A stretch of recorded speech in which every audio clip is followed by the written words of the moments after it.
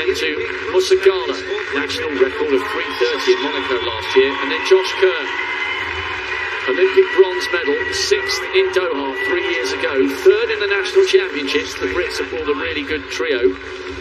Whiteman's already made it through. But Hayden of Belgium, Ramsden, the Oceanian champion, in 10.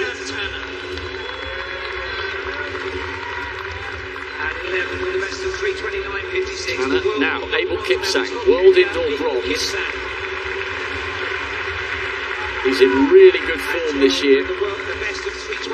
3:31 he has run. Now Katir, hard to recognise him with that haircut. He's not in quite the shape that he was last year when he'd run 12:50 for the 5,000. But he is a wily campaigner. Sasinek second from the outside, and Zaleka around 3:55 in the Oslo Dream Mile behind Jakob Ingebrigtsen. Camera's focusing in on Thompson, who starts on the inside. But Abel Kipsang, the Kenyan, is the fastest in the world this year.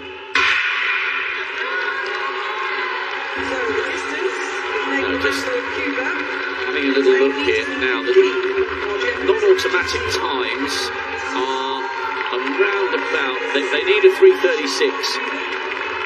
So Kipsang goes to the front. How still his upper body, Gail. When you watch him, there's no wasted movement at all. And he's not really using his arms, he's just carrying them. Like you said, he is not wasting any energy until he has to. So Kipsang leading. Thompson is just behind him. Kerr, the Olympic bronze medalist, is boxed in at the moment. Katir coming wide with that haircut. Ramsden is there. I wonder whether he'll go to the front as his compatriot Stewie McSwain did in the second of the heats. Joshua Thompson staying right up there at the beginning so he can stay in contact.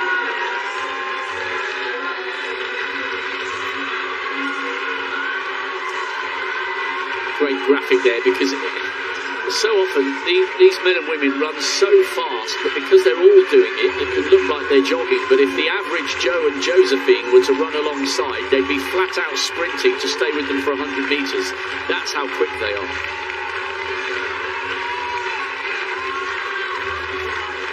Tanner of New Zealand just behind Josh Kerr.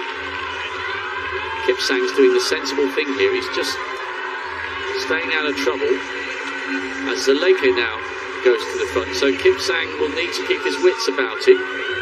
I don't know how he's done that, but he's forced his way back through to the front from the inside. It really didn't look like there was any gap at all.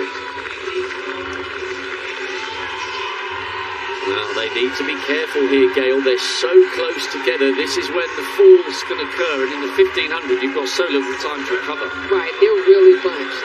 I guess everybody's trying to wait till that bell lap, but we've got to be careful, like you said.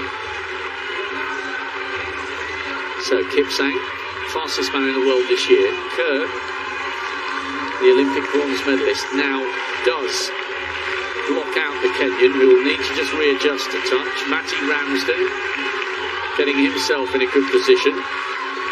Zakeli of Ethiopia is tucked in on the inside, and so too is Samuel Tanner of New Zealand. Katir is on the outside. Familiar figure in red, representing Spain, now coming through onto the shoulder of Josh Kerr.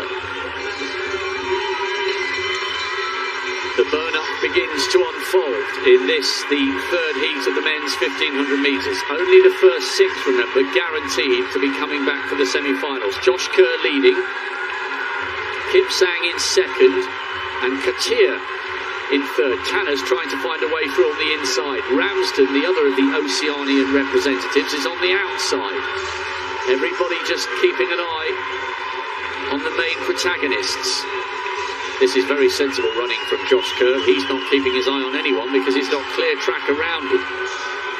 Kerr from Kipsang. Watch for Katir and Tanner. Paulson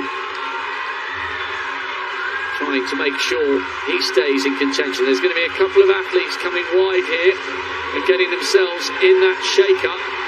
Thompson. What about that? Thompson on the inside. Kerr, Thompson, Kipsang, Paulson, and I think Tanner got in there for an automatic spot as well.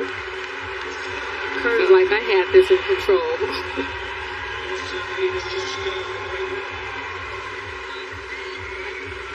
I think he had a little